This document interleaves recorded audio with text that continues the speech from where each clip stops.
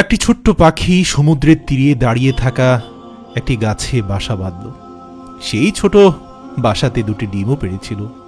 সকাল হয়ে যাওয়ার কারণে সেই পাখিটি দানা পানির খোঁজে বেরিয়ে যায়, কিন্তু একটা দমকা হাওয়া আসার কারণে তার সেই আদরের দুটি ডিম সমুদ্রের পানিতে পড়ে যায়। এরপর যখন সন্ধ্যাবেলায় সেই পাখিটি তার বাসায় ফিরে এলো, তখন সে দেখল তার বাসাতে ডিম নেই। পাখিটি তার ফাঁকা বাসা দেখে খুবই ঘাবড়ে গেল, কেননা আশেপাশে সে লক্ষ্য করল, তখন কাউকেই দেখতে পেল না। সেই জন্য সে সমুদ্রকে জিজ্ঞেস করল, সমুদ্র, আমি এখানে দুটি ডিম রেখেছিলাম, তুমি কি দেখেছ? সমুদ্র একটু রাগ ভঙ্গিমায় বলল, তোমার ডিম কোথায় আছে আমি কি করে বলবো? আজব তো। সমুদ্রের কথাবার্তা শুনে পাখিটি অনুমান করে ফেলল যে আমার ডিম এই সমুদ্রই লুকিয়ে রেখেছে। তখনই সে সমুদ্রকে বলল, দেখো, তুমি ছাড়া এখানে কেউ নেই, এজন্য তুমি আমার ডিমকে লুকিয়ে রেখেছ, শীঘ্রই আমার ডিমকে ফেরত দাও। ছোট পাখির কথা শুনে সমুদ্র খুবই হাসল এবং অহংকার করে বলল, তোর ডিম কোথায় আছে আমি কি করে জানবো? যদি তুই খুঁজতে পারিস তাহলে খুঁজে নে। সমুদ্রের মুখে এমন কথা শুনে ছোট্ট পাখিটি রেগে গিয়ে বলল, আমার ডিমকে শীঘ্রই ফিরিয়ে দে, আর তা না হলে আমি তোর সমস্ত পানি শুকিয়ে তোকে মরুভূমি বানিয়ে দেব। তখন ছোট্ট পাখির মুখে এমন কথা শুনে মহাসমুদ্র বলল, হে পাখি, শোন, আমি এই সমুদ্র পৃথিবীকে ধ্বংস করার মতো ক্ষমতা রাখি, আর তুই কিনা আমার পানি শুকিয়ে দেওয়ার ধমক দিচ্ছিস?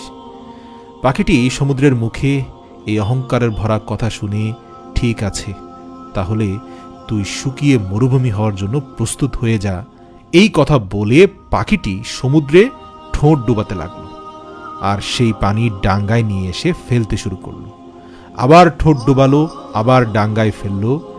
যেমনই সে এই কাজ 8 থেকে 10 বার করেছে, এবার সমুদ্র ঘাবড়ে গিয়ে বলতে থাকলো, আরে পাগল হয়ে গেছিস নাকি?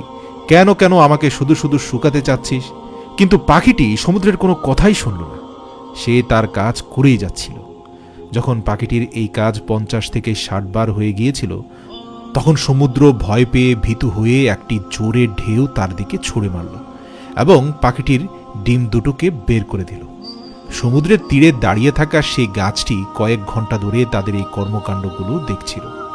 সে তখন বলে উঠল, এই সমুদ্র, তুই তো মহাশক্তিশালী, তুই তো এক পলকের মধ্যে সমস্ত দুনিয়াকে ধ্বংস করতে পারিস, কিন্তু তুই ছোট পাখিটির কাছে ভয় পেয়ে গেলি, আমি তো ঠিক বুঝতে পারলাম না।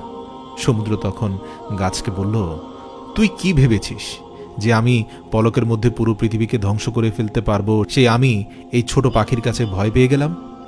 আমি পাখিটিকে ভয় পাইনি, আমি ভয় পেয়েছি একজন মাকে দেখে, আমি একজন মায়ের মনোবলকে দেখে ভয় পেয়েছি, ভয় পেয়েছি তার প্রতিজ্ঞাকে দেখে।